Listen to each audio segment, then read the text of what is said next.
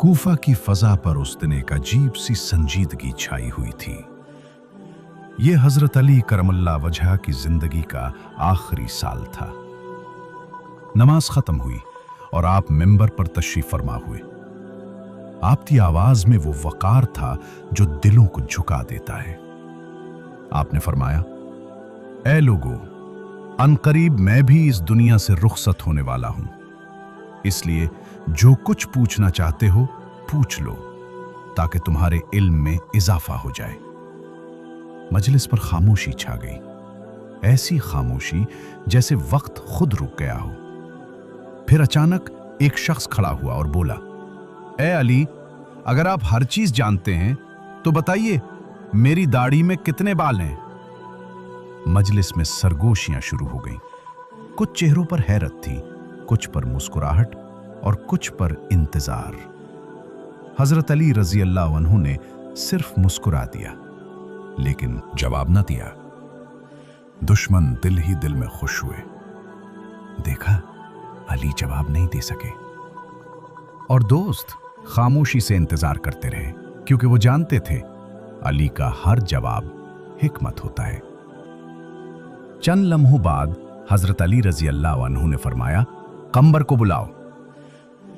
कंबर, वो वफादार गुलाम जो अली का साया था, आगे बढ़ा और उस शख्स के सामने खड़ा हो गया।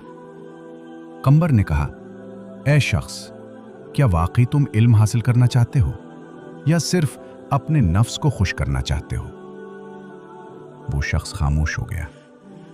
कंबर ने आगे कहा, जान लो, तुम्हारी दाढ़ी के हर बाल में एक शैतान छुपा है जो तुम्हें बेफायदा बातों में उलझाता है। अक्लमंद वो नहीं जो अजीब सवाल करे, अक्लमंद वो है जो मुफीद सवाल करे। फिर कंबर ने उससे पूछा, क्या तुम गिनती जानते हो? उसने कहा, हां। कंबर ने मुस्कुराकर कहा, तो फिर अपनी दाढ़ी काट लो और खुद ही गुन लो। मजलिस में मुस्कुराहट फैल गई और हकीकत सब पर वाज़े हो गई। उस शख्स का सर झुक गया और वो बोला, आपने मुझे जगा दिया।